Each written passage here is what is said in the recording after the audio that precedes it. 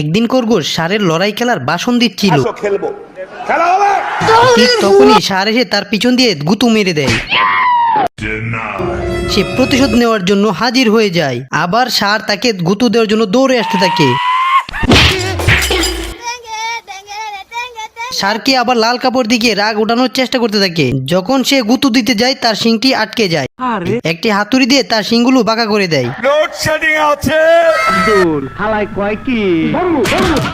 ষাঁড়টি প্রতিশোধ নিতে চাইলে তার শিংগুলো দাঁড় দিতে থাকে।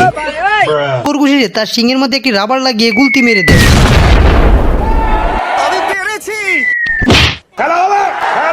সে আবার শিং দাঁড় দিতে থাকে। খরগোশকে লাল কাপড় দিকে তার পেছনে একটি বন্দুক নিয়ে দাঁড়িয়ে থাকে খরগোশটি।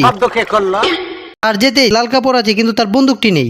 বন্দুক তো তার লেজের ভিতর ঢুকে গেছে। আর লেজ নাড়াতে বন্দুক থেকে গুলি বের হতে শুরু করে।